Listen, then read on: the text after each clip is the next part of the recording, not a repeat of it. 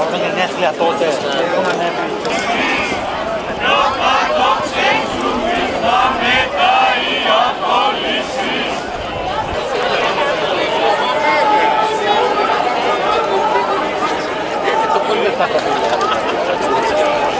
Όπως κάναμε με τους προηγούμενους. Αυτό μπορεί να γίνει μόνο εάν δυναμώσει ο αγώνας ή με κοινή δράση μπορεί να δυναμώσει η προσπάθεια για να στραφούν ακόμα περισσότερα σωματεία.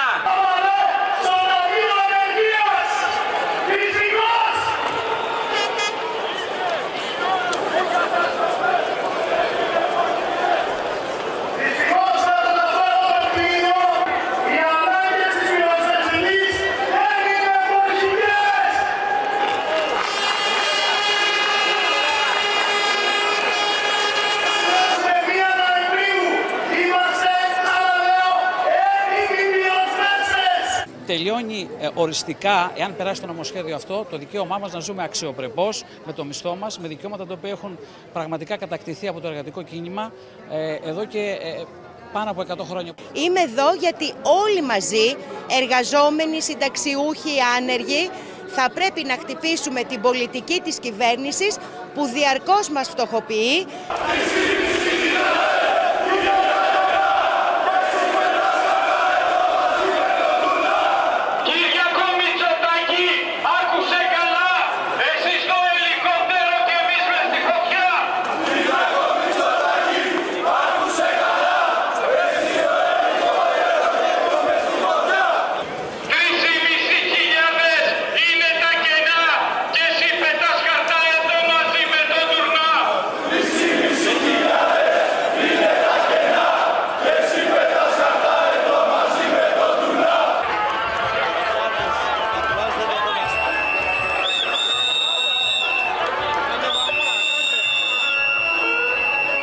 Ζει τους 6 μήνες με την εργασία του το καλοκαίρι, για 3 μήνες μπαίνουμε σε ταμείο ανεργίας και τους άλλους 3 μήνες κόβουμε το λαιμό μας.